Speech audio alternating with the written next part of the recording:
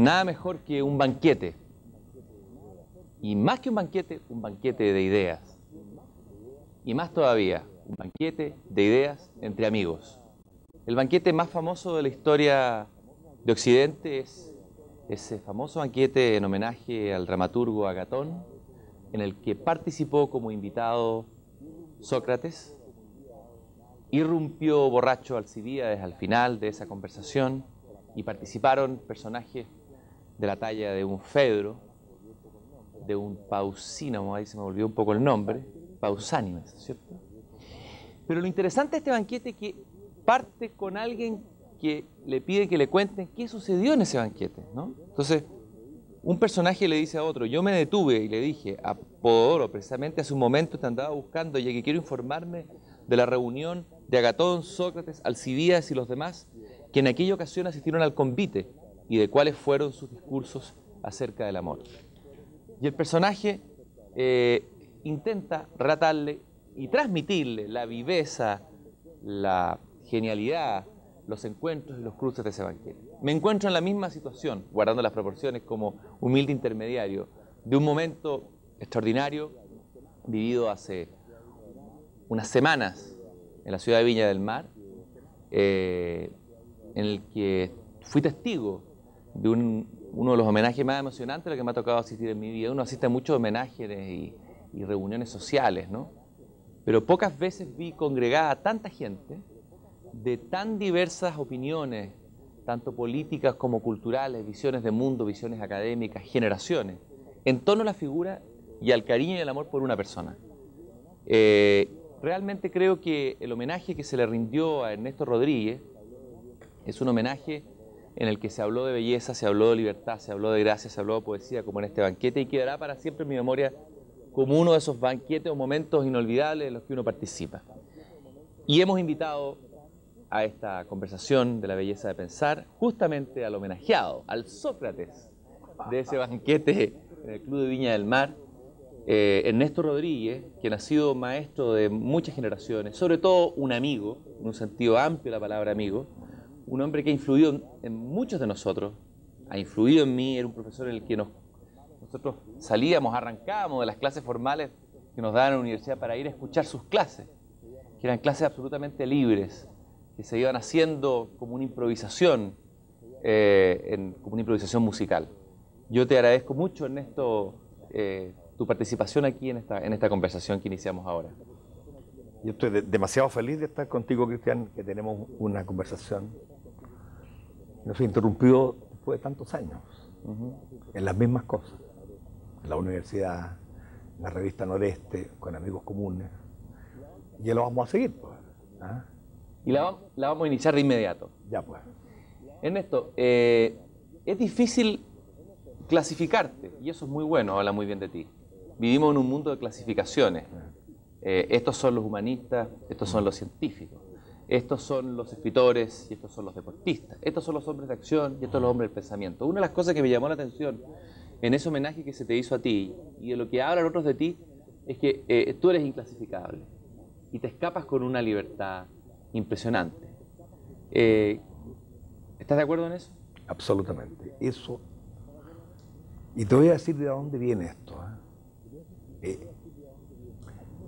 Yo pienso que a mí me tocó, como un regalo, ¿no?, una cosa irreprimible, que tiene que ver con pero que tiene lugar desde que yo era muy niño, digamos, 5, 6, 7 años. Primero que no era nada y no tenía yo nada que decir. Y sin embargo, de repente, un impulso. Recuerdo una cosa que te acuerdas, ese poema precioso de William Butler Yeats, que dice: un solitario impulso de deleite me trajo a estas alturas, ¿no? Rum. Irrumpía y decía algo, generalmente una cosa inconveniente. Tuve la suerte de educarme en un colegio increíble, ¿eh? Porque hay tanta literatura en contra de la educación católica, ¿no?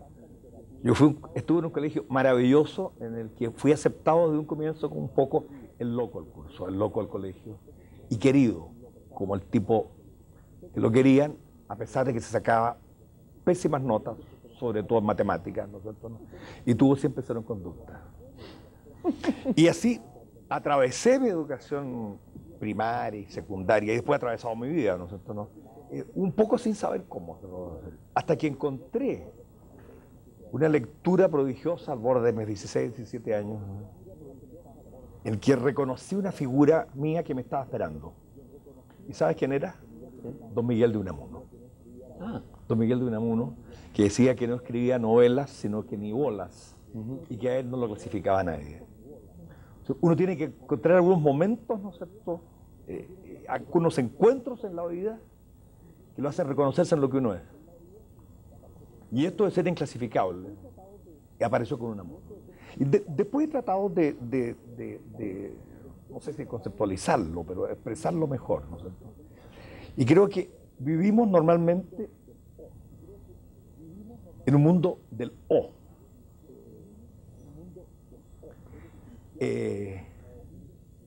¿Eres cristiano o gentil? ¿Eres poeta o filósofo? ¿Eres jugador de rugby o moralista? ¿No? Y la respuesta es siempre las dos. Frente a la cultura del O, la cultura del I, para decirlo en el término de los guasos chilenos, que es muy buena, ahora que estamos en 18, y tú sabes que yo estoy de cumpleaños el 18. ¿Ah, sí? El guaso dice, entre ponerle y no ponerle, más vale ponerle, ¿no es cierto? Definitivamente, yo le he puesto todo lo que he podido. Eso es, por eso me siento absolutamente identificado en eso, ¿no? ¿Y cuál es el origen, crees tú, de esta decisión entre el mundo del pensamiento y el mundo de la acción? Esta clasificación del mundo, ¿de dónde viene esto? Mira, uno puede decir muchas cosas, ¿no? Lo más normal entre nosotros los intelectuales es echarle la culpa al cristianismo, a Descartes, ¿A Platón? ¿no es cierto? No, es mucho más adentro, yo creo, mucho más adentro. Y ayer conversaba de una conferencia en el CEP sobre eso, ¿no?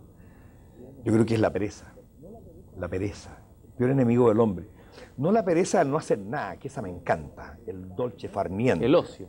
El ocio. Ahora me preguntaban estas niñas simpáticas a la entrada, ¿qué le ponemos a usted, digamos? Perro. Esa capacidad del perro, digamos, de estar así, instalado en no hacer nada. Ese es el ocio bueno. Pero el hombre se clasifica porque es más cómodo meterse en una cosa. Y una vez que toma una, deja las demás. Cierto que tenemos que elegir. Yo elijo estar aquí, pero además podría estar en muchas otras partes, ¿no es cierto? Entonces estoy aquí con ganas de irme, con ganas de quedarme, ¿no? Yo creo que eso es. De alguna manera se podría decir que quizás el mundo intelectual sea uno de los que más tiende a etiquetar y a clasificar. El mundo de la teoría. Absolutamente. Tiende a apresar la vida, ¿no es cierto?, a ordenarla. Hay una obsesión por ordenar el mundo. Y si tú me pides, yo te diría, ¿no es cierto?, hablando de estos pasos, ¿no es cierto?, ¿no? Es que uno se reconoce en lo que es, ¿no es cierto?, Unamuno.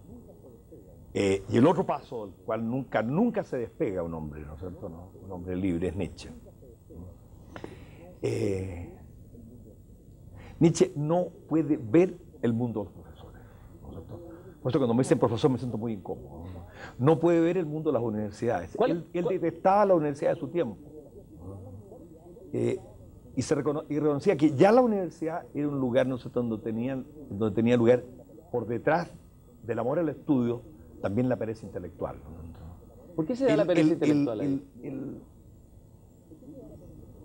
Mira, dice Nietzsche una cosa preciosa, que la pereza es la que nos hace olvidar que somos únicos, que vinimos a la tierra por una sola vez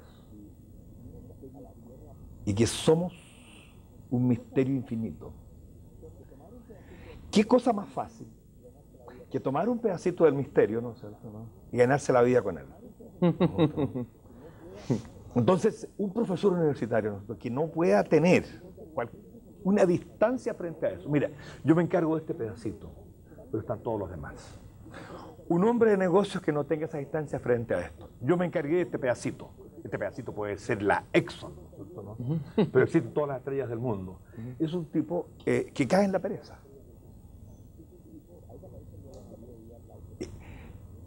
A esa pereza yo le llamaría hoy día la autocomplacencia. Y la manera de escapar de la autocomplacencia no es castigándose. Hay un error gigantesco ahí. Es estando en un lugar cuando tienes que estar con todo. Y estar dispuesto a irse de ese lugar a otro en cualquier momento con todo. Eso se llama libertad. Llamémosla así, llamémosla así. Sí. Sí. ¿Qué es lo más importante de aprender? A ver, tú hablaste de esto en tu discurso que hiciste ahí, en el homenaje que te hicieron. Suena como un homenaje del Rotary Club o una cosa Sí, claro, parecía así. Fue muy libre y con mucho sentido del humor. Y... Sí, nos reímos como locos, ¿no es cierto? Claro. Pero tú hablaste y me gustó mucho de qué es lo más importante, si hubiera que definir o decir un aprendizaje fundamental que a ti te gustaría dar a tus alumnos. ¿Cuál sería ese aprendizaje? O a cualquiera. Demorarse en la belleza del mundo y de los humanos en este mundo.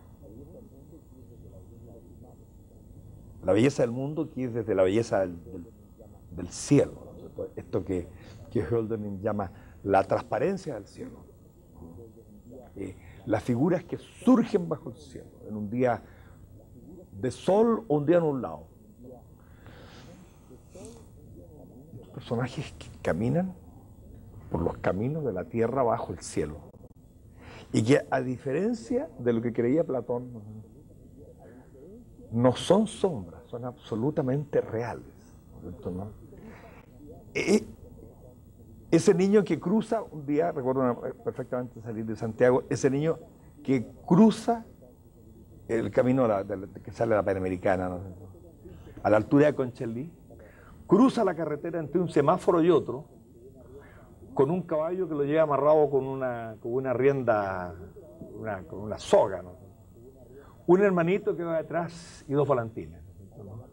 Esa es la aparición de Dios en la tierra, ¿no es cierto? ¿No? ¿Para qué hablar de la aparición de la mujer que pasa por la calle, no sé, usted que pasa a mi lado sin mirarme? Todo eso es el cielo. Aprender eso, a quedarse en eso, a celebrar eso. Mira qué cosa más linda, mira, detente, observa. Detente o bello instante, como decía Goethe. Detente o bello instante. Recoger el acto que pasa. Eso dicen los poetas, ¿no es cierto? Los chinos, lo recoge Pound.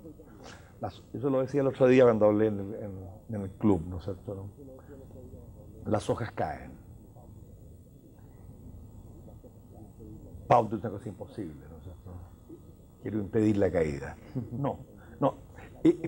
Demoremos la caída, ¿no es cierto? La demora es el principio de la vida y el principio de la moral. La moral viene de morar, y morar consiste en demorarse, en gozar este bello instante, inexplicablemente bello que nos ha sido dado. ¿Demorarse es amar también? Claro que sí.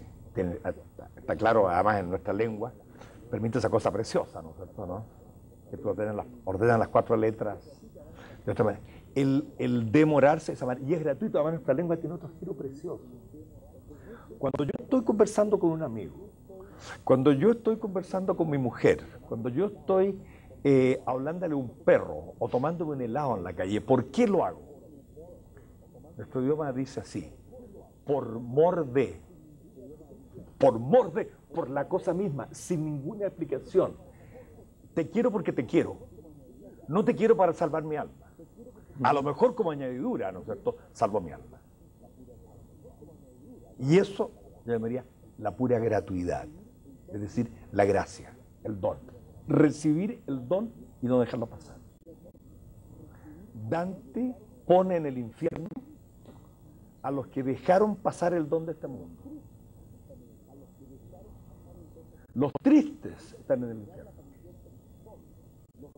Había que celebrar la aparición del sol, de la primavera, el paso de esa mujer, el gol del matador, ¿no? ¿No?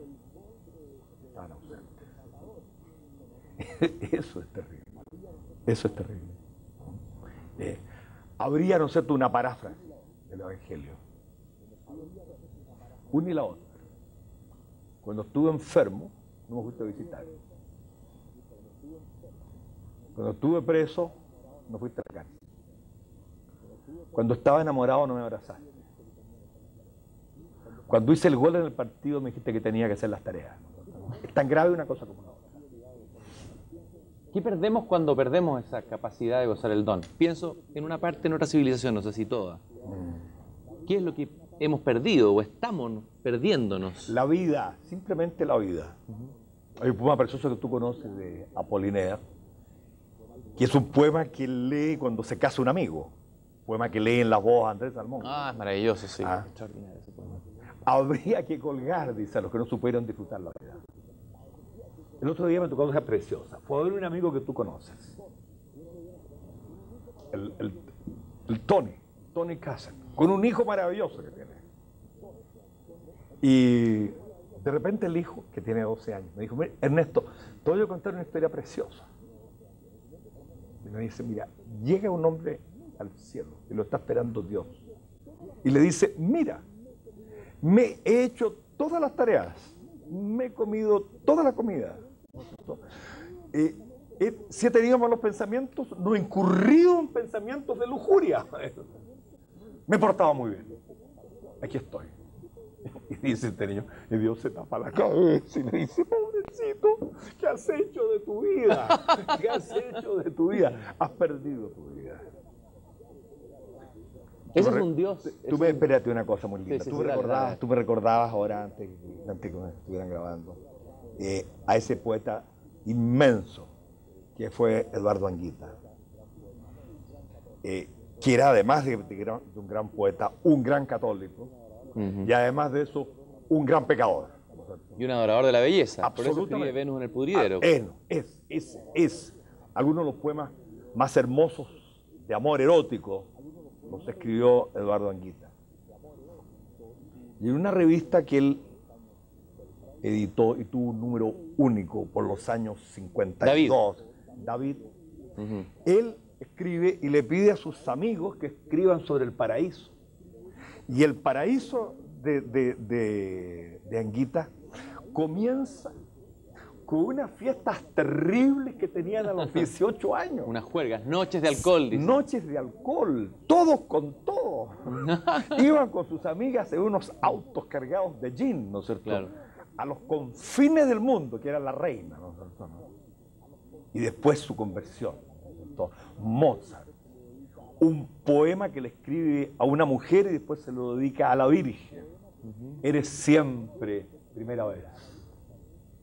Y dice que todos esos momentos van a estar en el cielo. Es precioso, ¿no? Además es muy buena teología, ¿no? Era un tipo de católicos muy gozosos del don y católicos, digamos, de misa diaria y profundamente místicos. Su amigo José Edwards también, el arquitecto. Claro, el arquitecto que vivía en Viña. Que también se imaginaba el paraíso como la resurrección de todos los momentos. Que nada se pierde. ¿Tú recuerdas un paraíso precioso que está en una película que lo están dando de nuevo, ¿no? 8:30, ¿no es cierto? ¿No? De Fellini. Fellini. Mastroianni se imagina en el paraíso, ¿no es cierto? Paseándose entre las mujeres, llamados, todas juntas en el paraíso, ¿no es cierto? ¿No? Yo pienso que el sueño de un poeta, ¿no es cierto?, católico, amante del mundo, podría ser esto, ¿no? El día de su entierro, además de su viuda, detrás de las columnas de la iglesia, están ocultas con un velo negro las otras mujeres que ha amado, ¿no? Y las va a amar todas juntas en el cielo, ¿no? Y Dios va a ser capaz de entender eso. ¿Cuál es el Dios del don? ¿Cuál es el Dios tuyo, digamos? El Dios que tú ves. Absolutamente. Es una pregunta terrible. Es el Dios de Abraham y de Jacob, el Dios uno y trino, pero también es joven, ¿no es cierto? ¿No? Y Venus. Sí. Yo creo que, bueno, estoy hablando de esto, de no clasificarme, ¿no es cierto? ¿No? Cristiano, pero pagano también. ¿no es cierto? ¿Qué significa ser pagano? Porque se usa mucho esa palabra hoy. ¿Cuál sería la esencia o qué agrega el paganismo? Pagano, digamos, gentil. Déjame decirlo, ¿no es cierto?, en un lenguaje preciso, y estamos en un canal católico y hablo con absoluta responsabilidad de lo que estoy diciendo. Uno de los teólogos más importantes del siglo XX fue Romano Guardini. Extraordinario. Maravilloso. El espíritu de la liturgia, la esencia del cristianismo, son libros, pero yo diría insuperables. Guardini fue un hombre que compartió toda la aventura moderna, ¿no? Era un hombre que podía asistir a un banquete, era un hombre que entendía la arquitectura moderna, era amigo de todo el mundo. Yo me siento muy cercano a esa figura, particularmente a la liturgia, ¿no? Pero en la esencia del cristianismo dice una cosa prodigiosa, que el paganismo, el mundo de los gentiles, era más religioso que el cristianismo. Estoy amparado por un teólogo, es que lo puedo decir. Porque todo estaba lleno de dioses. Lo que dice el cristianismo, ¿no es cierto?, ¿no?, es una cosa muy distinta. Es que todos esos dioses se reducen a la persona de Cristo. Pero no hablemos de teología, porque yo soy muy mal teólogo y lo converso muchas veces con mi querido amigo, ese hombre maravilloso y gran teólogo, que es Beltrán Villegas. A quien le mandamos un gran saludo desde acá porque... Un gran saludo, está descansando unos días Beltrán, ¿no es cierto? Sí. ¿No? Creo que a Beltrán le debemos muchos católicos seguir siendo católicos y muchos no católicos el deseo de poder serlo un día. Sí. Hablemos, voy a tirarte por lo religioso pero poético. Un tema que a ti te fascina, un cruce que tú siempre has hecho, en la relación entre gracia y poesía. En ambos casos es el don. En el mundo religioso, yo conozco más el cristiano, evidentemente. Tú eres tocado, atravesado por una luz que no viene de ti. Me parezco teólogo, ¿no? San Pablo dice que somos vasos de barro, ¿no es cierto?, ¿no? Don Francisco de Quevedo, ¿no?, ese gran católico y gran orgulloso, gran pecador, gran intrigador, gran follador, ¿no sé? Decía una cosa, decía, medio hay entre ser pura luz y ser pura tiniebla, que es ser tiniebla iluminada. Eso es precioso, eso es precioso, ¿no es cierto?, ¿no? Somos atravesados por una luz, y como también lo diría San Pablo, nadie es nada, ni el que planta, ni el que riega, sino Dios que da el crecimiento. En la poesía lo mismo. Tú recuerdas esos textos preciosos de ese poeta incomparable, bueno, todo poeta es incomparable, Keats. Keats dice que el poeta... El del himno a la belleza, el canto de la belleza. Claro, pero estoy pensando en unas cartas de Keats, unas cartas de Keats a Dilke, en que dice que de verdad el poeta no tiene personalidad. Dice que el poeta es un camaleón por el que pasan todos los pensamientos. El poeta no tiene nada. El poeta es la menesterosidad absoluta. Dice de repente que es thoroughfare, es un camino abierto. Un camino abierto por el que pasan todas las cosas. Y dice que el poeta más grande de Europa, porque es aquel que no tiene voz y tiene todas las voces, y tiene toda la razón, es Shakespeare, ¿no es cierto?, ¿no? Entonces, si vamos más atrás, encontramos ese diálogo sobre la poesía de Platón, el Ión. El Ión, sí. Sócrates habla con Ión. Y Ión es un rapsoda, pero se la cree. Es una cosa terrible, ¿no? El otro día, una cosa preciosa, escribió el otro día Polamer, que se llama Zurita o la Furcat, ¿no es cierto?, ¿no? Ión se la cree. ¿Es un tonto grave? No, no es un tonto grave. No, nunca un actor es un tonto grave, es un actor, ¿no es cierto?, ¿no?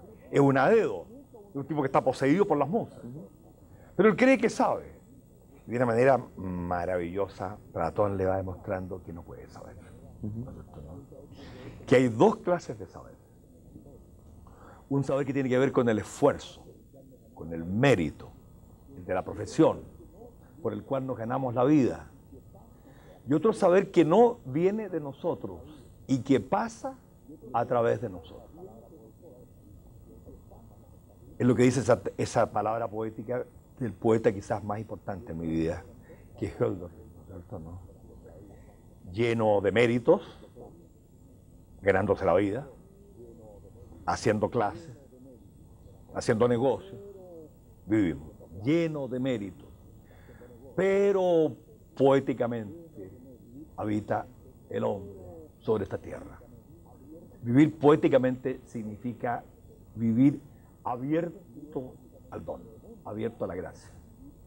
Y en ese sentido hay una tremenda analogía, ¿no es cierto?, entre la experiencia religiosa y la experiencia poética. Unos y otros somos tocados y puestos por una cosa que no es nuestra. Pero siempre hay alguien que llega, que nos saca del bosque, como dice Rimbaud, el castigo llega. Sí. En el momento de la pureza tiene una visión. Hay alguien que cosecha, ¿recuerdas? Sí. En las iluminaciones, sí, al final hay alguien que sí, cosecha. Hay alguien que te dice, ¿no es cierto? ¿No? Juanito, está lista la comida, no te hiciste la tarea, ¿no es cierto? Te has portado mal, vas a tener que repetir el examen, te vamos a echar porque eres un mal ejemplo para los demás, ¿no es cierto? Claro. Uno tropieza. Mira, hace unos meses, en una fiesta, la fiesta de una amiga muy querida, muy joven, que se acaba de casar, la Consuelo Bravo, que fue ayudante mío en la Escuela de Arquitectura. Estamos en el banquete y de repente se me ocurre un mini poema, que casi no parece poema, que dice así: uno se va y hace pie donde tropieza o se enamora. Bello. Tipo, nos vamos. Como un garete así. Sí, nos vamos. Pero en este himno, ¿no es cierto?, uno hace pie. ¿Dónde hace pie uno? ¿Dónde tropieza? ¿Dónde se queda? ¿Dónde se cae? Es muy lindo porque hay una cosa, hacer pie y donde tropieza. Uno hace pie donde se cae. El que no se cae está liquidado. El que no se equivoca está liquidado. Recuerden ese poema precioso de E. Cummings que dice: May I always be wrong and so hear the little birds who are the secrets of living. Que yo esté siempre equivocado y pueda así oír el canto de los pájaros. Ese es el tropiezo, ¿no es cierto? ¿No? Entonces uno vive de tropiezo en tropiezo. Se equivoca, se da, por eso uno adora a los cómicos, ¿no es cierto? Es mucho más difícil hacer algo cómico que hacer algo trágico. Es mucho más difícil hacer reír de verdad que hacer llorar.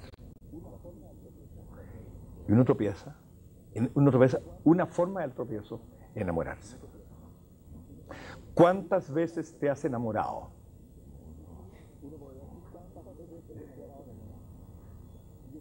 Uno podría decir cuántas veces te has enamorado en el día. Y yo quiero recordar a un amigo maravilloso, que es abogado, ¿no es cierto?, ¿no? Y que es el Chino Leturia. El chino inventó lo conocí cuando estaba en primer o segundo año de universidad, por estas reuniones que tengo en el CEP. Este tipo había inventado una forma del examen de conciencia, pero al revés, de otra manera. Y pues ambas siempre riéndose. Y es más eficaz que muchos psiquiatras encontrarse con el chino en la calle. Claro. Antes de quedarse dormido, pensaba cuál era el momento más divertido y gozoso que había tenido en el día.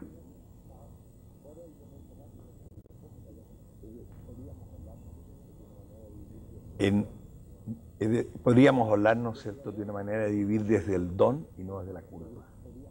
¿Desde el error? Desde el error, lo bello, ¿no? Desde el error. Nuestro amigo Nietzsche dice: quizás también forme el error parte de la verdad. Es muy hermoso. Muy hermoso. Y también es totalmente cristiano, ¿no es cierto? ¿Recuerda el oficio de Semana Santa, ¿no? O feliz culpa. Quizás la vida nació de un error. Es un error. La vida es un error, es una equivocación gigantesca. es un equívoco gigantesco, en donde nunca podemos terminar de distinguir lo que hay de verdad y lo que hay de error. Es habitar en esa ambigüedad, en esa gozosa contradicción de la vida. Yo creo que eso es lo que se nos pide, eso es lo que la vida nos pide. Quizás por eso tú siempre has validado y al mismo tiempo elogiado el juego. Para ti una parte fundamental de la buena pedagogía es el juego. Y tú has hablado del rugby y has hecho de repente unos cruces entre rugby y poesía. Absoluto. A ver, ¿cómo se hace eso? Absoluto. A ver, explícanos eso. Absoluto. Perdón. Mira, en el rugby nos juntamos, ¿no es cierto? Trabajamos como locos, entrenamos, ¿no es cierto? Para encontrarnos. Eso es encontrarnos con los amigos y encontrarlos con los contrarios. Te fijas, uno se encuentra con sus amigos y se encuentra con los contrarios en un lugar de encuentro, que puede llamar, por ejemplo, el country club, en un lugar donde uno se encuentra con otro. De ese encuentro, tú sales a veces con un brazo quebrado o con un ojo cerrado, y sin embargo, sales feliz. ¿Y por qué te encuentras? Déjame a ver mi parte filosófica, ¿no? Dale. Dice Heidegger que toda la filosofía es la amante disputa por la verdad de la cosa. La verdad de la cosa es la pelota. ¿Viste? Es más absurdo, digamos, ¿no? 15 idiotas disfrazados de colores de uno al otro lado, disputándose una cosa tan absurda como una pelota. Además piensa que en el rugby la pelota ni siquiera es redonda, tenés que ojalá. Y una vez que tú la tienes, la pasas a tus amigos. Pero para que, ojo, se demore, la pasas hacia atrás. Es un deporte absolutamente divino. Y cuando tú tienes la pelota y estás atrás, ¿no es cierto? No se la puedes pasar a uno adelante porque se acaba el juego. Entonces lo que tú puedes hacer es patearla para adelante. Y todos tus amigos quedan fuera de juego. Tú tienes que correr como loco y a medida que vas corriendo los pones en juego. Y si tienes suerte, haces una cosa preciosa, que es llegar al otro extremo del campo contrario y poner la pelota y decirte, lo hicimos. Y eso se llama un try. Y un try quiere decir ensayo. Nos preguntaban al comienzo del programa qué me ponía yo. Y yo decía, perro. Por muchas razones, porque me gusta ser perro. Ético y estético, o estético. Claro, pero al final dije ensayista, ¿recuerdas? Sí. Y try quiere decir ensayo. Es tan importante jugar un partido de rugby como privatizar o nacionalizar Codelco, cualquier cosa así. ¿No? Y el hombre que es sabio es el que tiene esa capacidad de gozar con el juego, esa cosa impredecible que hay en el juego, en donde no hay un argumento. Mira qué lindo esto que hay en la obra de arte y en todo juego. Hay un marco, ¿no? Y hay unas reglas, porque sin reglas no se puede jugar. ¿Recuerdas tú lo que decía Braque? Amo la regla que contiene a la emoción.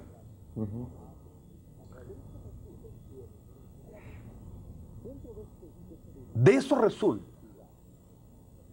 dentro de este jugar, ¿no es cierto? Con reglas, uno se enfrenta siempre de improviso, es decir, frente a tu cara, con aquello que no te esperabas. Y en ese momento tienes que responder. ¿Qué significa vivir? Responder a la vida. Ser responsable. Es precioso, ¿no? Porque uno piensa que responsable es como en el chiste, la historia que me contaba el hijo de Tony Castle, ¿no es cierto? Hacer la tarea.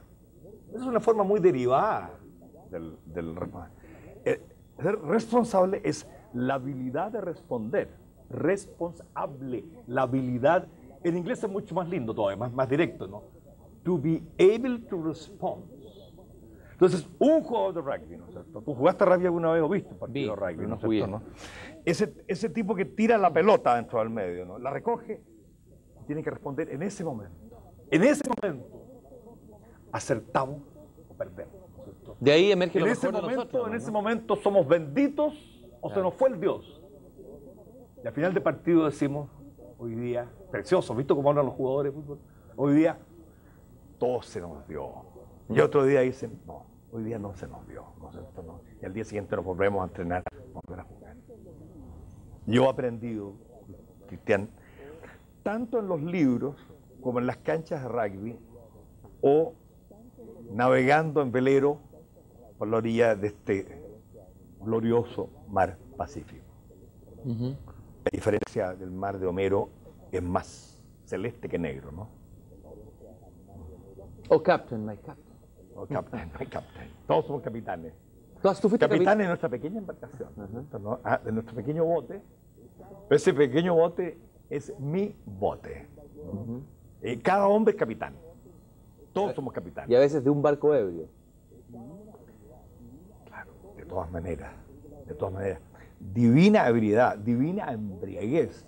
Porque la embriaguez no es el estado final catatónico de la borrachera, ¿no? Es una suerte de lucidez. Nietzsche dice que hay una embriaguez que es natural a los poetas. Los poetas no necesitan demasiado alcohol para embriagarse, ¿no es cierto? Una corriente de aire, una mujer que pasa es capaz de embriagarlo. Claro. Tú fuiste capitán, Ernesto, de un barco ebrio. Sí. Y de un proyecto poético, Sí. de un proyecto pedagógico y poético muy interesante que Sí. poca gente conoce, Sí. pero quizás sería bueno Sí. que lo contara. Fíjate que tú dirigiste una escuela, Patmos, Claro. cuya base, creo que es la única escuela o colegio en Chile que ha tenido como eje la poesía. Y me gustaría que me contaras esa experiencia, nos contaras esa experiencia. Que puede ser un estímulo para estos momentos Sí. que se habla tanto de educación y se buscan fórmulas, cuando a veces se Ya, buscan las fórmulas lejos del don, digamos. Qué bueno que me digas eso. Porque sin eros, en el sentido del diálogo platónico, ¿no? Sin ese estremecimiento no hay educación. ¿No? Si no hay eros, somos, como dice un texto precioso de Jünger, ¿no es cierto?, pedantes, maestrillos de escuela. Así tengamos un PhD, ¿no es cierto?, en Harvard o en donde sea.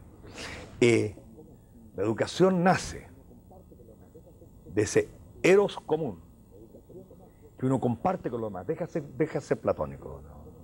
En ese mito precioso que es de la caverna, el mito de la caverna, este hombre logra salir del mundo de las convenciones, ¿no es cierto?, ¿no? De lo que Nietzsche llamaría del mundo de la pereza, de la opinión común, y llega a ver algo. Y una vez que ve algo, vuelve. Porque cuando tú tienes algo, lo cuentas, ¿no es cierto? Yo escribí ese mini poema y te lo cuento. Te llamo a mi amigo y se los cuento. Tú lees La Hora del Dante, nosotros se llaman por teléfono. Mira. Tú eres un pintor. Mira lo que dice. Vuelve. Entonces el profesor, el maestro, dos palabras que no me acomodan mucho, es el que tiene algo que contar. Es el que fue tocado por una cosa preciosa, por una noticia hermosa, por una buena noticia, que eso quiere decir evangelio, ¿no es cierto? Por una buena noticia, y quiere contársela a los demás. De tal manera que el que enseña es un tipo que está atravesado de entusiasmo, que quiere decir, tú sabes, poseído por el Dios, ¿no? La entusiasmo, y se la comunica a los alumnos. Está arrebatado. Arrebatado. ¿Recuerdas esa cosa preciosa de Hölderlin que leíamos en el Patmos con los alumnos de 12, 13, 14, 15 años, ¿no es cierto?, ¿no? En ese poema que se llama El pan y vino. Pan y el vino, ¿no? Pues en vano, dicen maestros y jóvenes, intentamos contener nuestro ánimo, porque un fuego nos impulsa de día y noche a partir, a romper por todos lados, ¿no? Que es lo que después encontramos en ese encuentro maravilloso del poema de Andrés Salmón de Apollinaire, cuando él se encuentra con un amigo de una caverna maldita, ¿no es cierto?, y aprenden a reír y parten entonces por los caminos del mundo, peregrinos de la perdición. Este colegio se centró en ese acto poético. ¿De qué año a qué año existió? Ese colegio existe todavía y en este momento lo dirige mi gran amigo Willy Rowland, que era uno de los 5 socios que lo fundaron. Lo fundamos el 57 y le pusimos Patmos, nombrando dos cosas, ¿no es cierto?, a la poesía de Hölderlin, particularmente el poema Patmos, que comienza así, ¿no es cierto?, cerca está el Dios. pero es difícil de cogerlo. No creas que lo tengas aquí, ¿no es cierto? ¿No? Dios no está en tu tablonario, ¿no es cierto? ¿No? Dios está ahí, está en todas partes. Y al mismo tiempo, ¿no es cierto?, ese poema Patmos nombra la isla griega en las costas del Asia Menor, en donde San Juan escribe el Apocalipsis. También nos pareció que el nombre Patmos nombraba el encuentro de la tradición a la que nosotros todavía pertenecemos, que es la tradición judía cristiana y la tradición griega latina. Y le pusimos como símbolo una cabeza de águila, porque en la poesía de Hölderlin el águila es muy importante, es la que puede ver la luz y puede dejarse caer exactamente sobre la cosa. Para un poeta, una coma es decisiva. Y al mismo tiempo, el animal simbólico de San Juan es el águila. ¿Cómo funcionaba el colegio? ¿Cuál era bueno, me contaste el fundamento poético? ¿Cómo pudieron armar un currículum basado en la poesía? ¿O había o el colegio inspirado en una ética? Nada. Estos son puros cuentos. No existen los currículos están ahí para jugar con ellos. No hay cosa más ridícula que la reforma de planes y programas. Todo plan y programa es, en el mejor de los casos, una cancha dentro de la cual tú puedes jugar. Le hacíamos trampa a los programas. ¿Hacían posgramas? Hacíamos, claro, pero mira, te voy a contar, por ejemplo, yo hacía clases de historia, por esto de Lee, ¿no es cierto? Sin ser historiador. Se llamaba en lo que era el quinto año de humanidades, ¿no? Que era el tercer año, el tercer año actual, ¿no? Se estudiaba Edad Media y tiempos modernos. Se estudiaba el manual de Frías Valenzuela, que no nos gustaba mucho porque era muy causalista. Una cosa ridícula de los exámenes, nosotros, causas y efectos de la Revolución Francesa. Y la profesora decía, a este niño le falta una causa. Va a tener que oír más. Es una cosa más poética y ridícula que pueda haber, ¿no es cierto? ¿No? Bueno, hicimos otra cosa. Siempre hay que contar con que los alumnos no son tontos.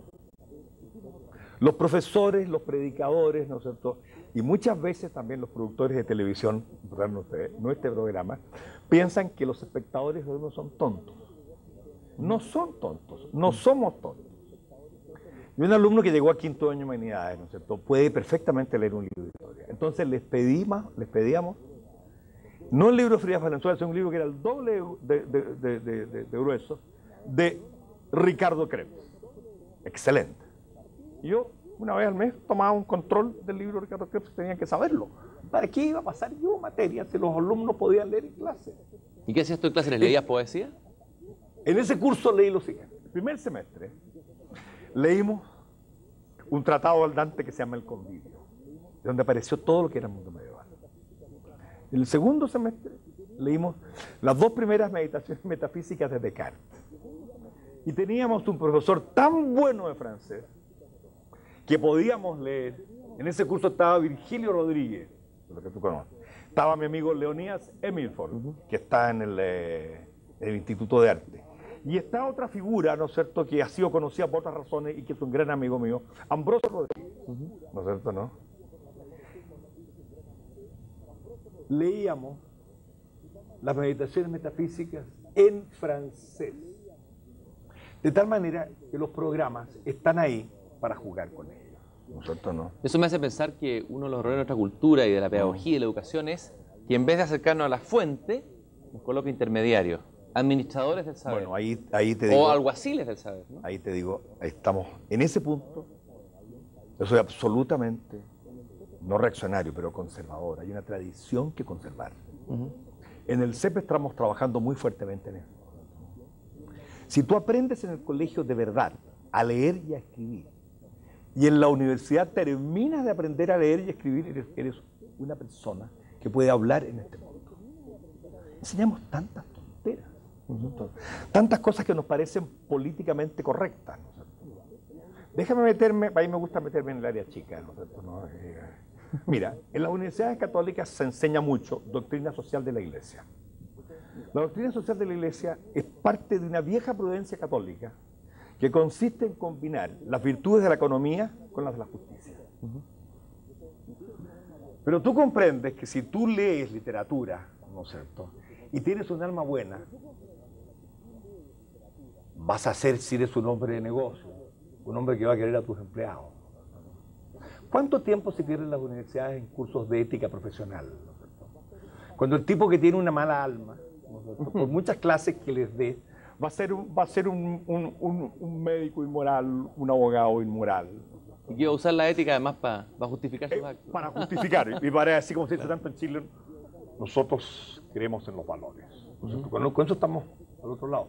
¿Qué pasaría si los alumnos en el colegio y en la universidad, como hacíamos en ese divino colegio, nos dedicáramos a aprender poemas de memoria, a escribir improvisaciones poéticas, no versos de salón?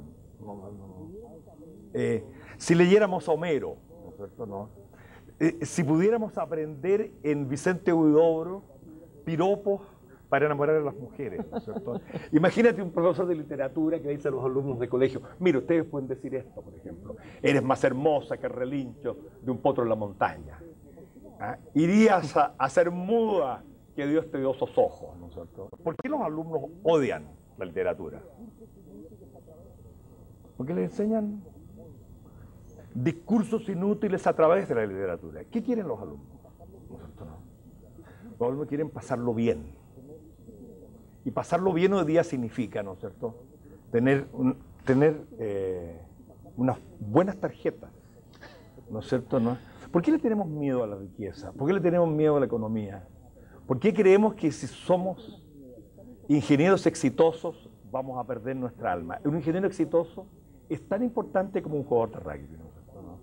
Y yo propongo que muchos estudien ingeniería, que Chile se convierta en un país de muchos ingenieros, riquísimos, exitosos, con autos últimos modelos, mujeres espléndidas, ¿no es cierto?, y caballos de polo, pero que lean Baudelaire, ¿no es cierto?, se enamoren y vayan al cine a ver películas maravillosas. Yo quiero aprovechar esta oportunidad para recomendar una película hermosísima, de uno de los directores que yo más quiero, que se llama Jarmusch. El que hizo Dead Man, ¿te acuerdas? Sí, perfectamente. Una Ya noche sé en qué la película Tierra. te refieres, no la he Esa visto. película se llama El Camino del Samurái. ¿Por qué te interesó esta película? ¿Por qué te gustó tanto? Porque tiene una mirada benévola al mundo que estamos viviendo. No tiene resentimiento, ¿no es cierto? No. Sabemos que el mundo es una catástrofe. Mira, fue una catástrofe la hambruna. Fue una catástrofe las guerras. Nuestros antepasados se mataron implacablemente. Fue una catástrofe la Inquisición. Fue una catástrofe la Revolución Francesa.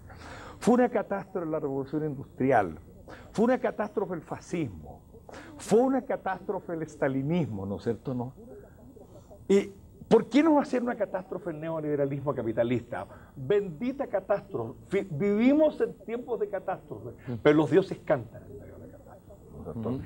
Eso creo que es la ética, por lo demás, que tiene nuestra querida revista Noreste, en la que yo espero volver a participar. No la crítica resentida, sino que la vida peligrosa. Bueno, justamente yo creo que Esos ingenieros, ¿no es cierto? Esos ingenieros que sean capaces de oír Brahms, ¿no es cierto? ¿No? Que sea. Pero, bueno, eso queríamos hacer con nuestro colegio y lo hicimos. Bueno, tú ahí... Lo pasábamos muy bien. Y teníamos pequeños ritos, ¿no es cierto? ¿No? Pequeños ritos. Cuando yo salía del colegio, ¿no es cierto?, yo era el rector. Eran pocos alumnos, era muy divertido, ¿no es cierto? Yo salía del colegio, entraba a la clase y decía: voy a hacer abandono del barco. Tú sabes que yo soy porteño y marino, y desciendo de muchas generaciones de navegantes genoveses. Voy a abandonar la marina.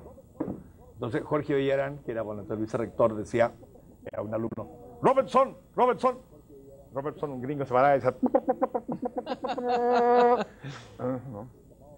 A los alumnos los recibíamos en la calle Libertad, ¿no es cierto?, tomados del brazo, haciendo un music hall. Pasen, la función va a comenzar. ¿Qué cantaban ahí? Una cuestión que se cantaba en Chaplin, ¿no es cierto? ¿No? Fue una fiesta estar en ese colegio, lo pasamos tan bien. Y de ese colegio salió gente muy libre. Y salió gente que lo pasaba muy bien en la vida, gente que le ha ido muy bien, y gente que lo pasaba muy mal y le ha ido muy mal. Sí, eso es inevitable. La alegría y el dolor son inevitables. No podemos proteger a los humanos de eso. Pero podemos darle un aire, debemos darle un aire de gracia. Eso fue el colegio. Don Néstor es de un optimismo fulminante. Y unido a un pesimismo radical. A ver, ¿cómo se da eso? A ver. Esa cruce. Porque ¿dónde está el dolor aquí? ¿Dónde está el sufrimiento, la herida, la fisura? ¿Dónde está? ¿Qué mayor dolor de ser? Leopardi, ¿no es cierto? Hermanos a un mismo tiempo. Ha hecho la suerte al amor y a la muerte. Vinimos a este mundo a amar y vamos a morir. Y eso es absolutamente inexplicable. Para explicar lo inexplicable están los mitos. Los grandes mitos griegos, las hermosas historias del Antiguo y del Nuevo Testamento, la novela, cómo nos ayudan a vivir, cristianos, hermano. Cómo nos hacen gozar este breve paréntesis que es nuestro paso por el mundo. Entonces, hay una cosa muy, muy hermosa, ¿no? Y ahí ese podría ser lo que uno podría llamar mi lado antiguo, mi lado gentil, ¿no es cierto? Burckhardt y Nietzsche reconoce que los griegos, porque sabían que iban a morir, eran joviales. Y toda la jovialidad de los pueblos del Mediterráneo, ¿no es cierto? ¿No? Yo creo que proviene de eso. ¿De una cultura de la muerte, una conciencia? No una cultura de la muerte. La cultura de la muerte es terrible, ¿no es cierto? ¿No? Pero que incorpora la muerte, no le huye. Absolutamente. No la esconde, no la acicala. Absolutamente. Fíjate que los griegos y Hölderlin, cuando hablan de los humanos, usan una palabra tan hermosa como humano, los mortales. Somos los mortales. Y porque somos mortales tenemos la capacidad de bendecir. ¿No es cierto, no? Mira, sabemos que esto no tiene arreglo, ¿no es cierto? ¿No? Lo más seguro, yo antes que tú, vamos a dejar este mundo. Qué optimismo, pues.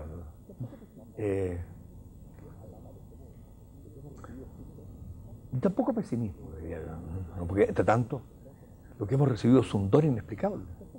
Y si además de este don, ¿no es cierto?, el don se nos sigue dando,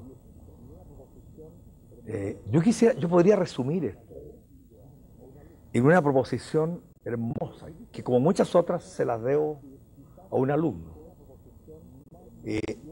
sacada de quizás el escritor más misterioso de los tiempos modernos, que es Herman Melville. Pero inmenso. ¿Por qué misterioso? Antes de entrar al... A ver, eso me gustaría...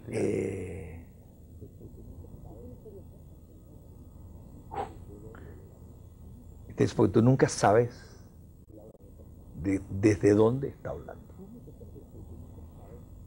Él habla desde todas partes. Y asume que esto no tiene explicación. Bartleby, ¿no es cierto? Ese hombre que simplemente se niega. El oficinista, el burócrata. Que se niega, ¿no es cierto? Ismael, capitán Ahab. La ballena blanca. ¿Por qué? Por la ballena blanca. Es la pura gratuidad de la vida. Pero esta gratuidad de la vida está en Melville, rodeada de leyendas, de cuentos. Y el gran cuento que él hereda, el gran mito que él hereda, es el cuento común de nuestra cultura. El cuento judío-cristiano. ¿Cree o no cree? Nunca terminamos de saberlo, ¿no es cierto? Un gran amigo filósofo y cristiano me dijo un día: Ernesto, tú y yo somos creyentes, ¿no es cierto? Pero creer. ¿Quién cree? ¿Ah? O como decía Unamuno: Señor, ayuda a mi incredulidad. Pero esto está maravillosamente dicho, este sentimiento frente a la vida.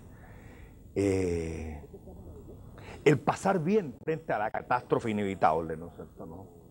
Como tú dices, al final hay alguien que cosecha, al final la bandera blanca, la ballena blanca nos hace naufragar. Entre tanto, ¿qué hacemos entre tanto? Melville, a cada cosa lo suyo. Al cuerpo, ostras y champán, si tuvieres acceso a ello. Al alma, luz y espacio. Y así tendrás derecho a una gloriosa resurrección, si la hubiere. Ese si lo hubiere es toda la humanidad. Es toda la indecisión y la ambigüedad frente a Dios y a los dioses que nos caracteriza a creyentes y no creyentes. ¿Qué puede llenar ese espacio en el que tú habitas, que es el mundo de los dioses? ¿Se puede vivir sin los dioses? ¿Hemos podido vivir sin los dioses? ¿Podemos vivir sin los dioses? La pregunta tuya es enorme, es casi asesina, ¿no? ¿No? Casi asesina, ¿no? No podemos vivir sin Dios. Pero lo que dejo abierto, ¿no es cierto?, que es una cuestión interminable, que yo no la tengo solucionada, es si los dioses son figuras del más allá o proyecciones gloriosas de nuestra imaginación y nuestra fantasía. Dejemos eso sin decidir. Pero da lo mismo. Si lo decidiéramos, si lo tuviéramos decidido, déjame citar a San Pablo, vana sería nuestra esperanza. Porque si supiéramos, no tendría ningún chiste. Y déjame citar una cosa que me dijo mi querida abuela italiana cuando tenía 95 años, se murió a los 99. Un día fui a verla a su casa y en la pieza de ella, donde estaba sentada,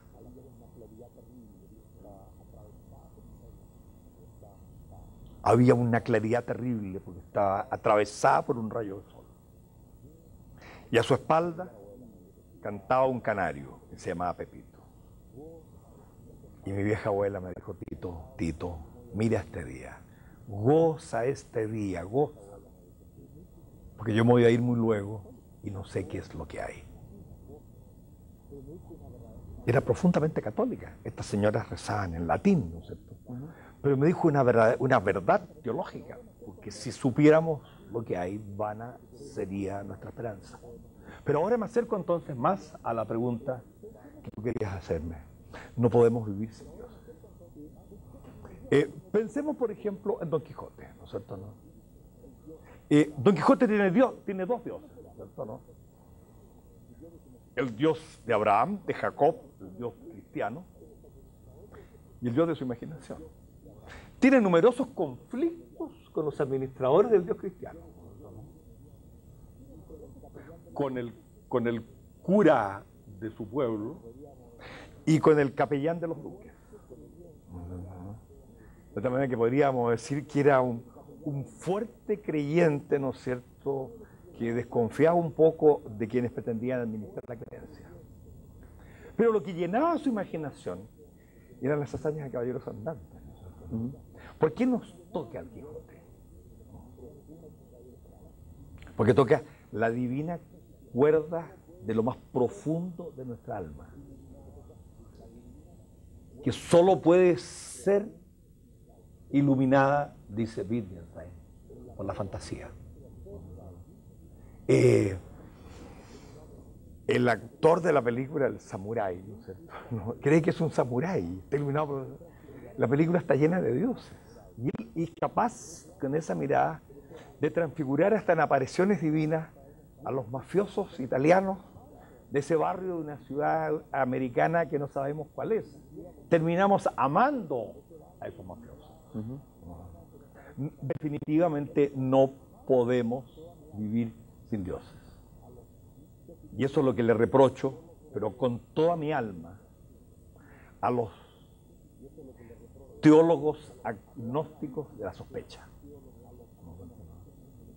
sobre todo a los aprendices de los teólogos agnósticos de la sospecha. ¿Quiénes son ellos?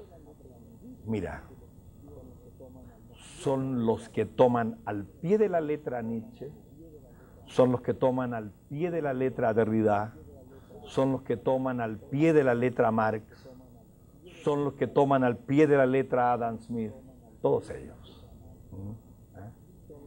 Incapaces de tener una mirada irónica y bondadosa sobre lo que hacen, sus creencias y el mundo en que les toca vivir.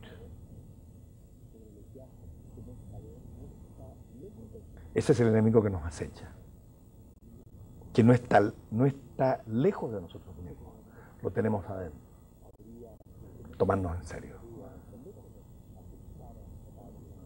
Habría que ese Neruda, ¿no es cierto?, asustar a un notario con un lirio cortado, ¿no es cierto?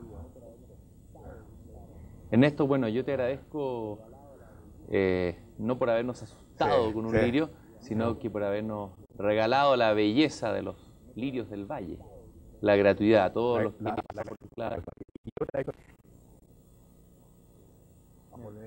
alegrémonos todos, ¿no es cierto?, ¿no? Porque la poesía, porque el amor nos ha hecho amigos y ha hecho que nuestras almas pudieran un día confundirse con las estrellas.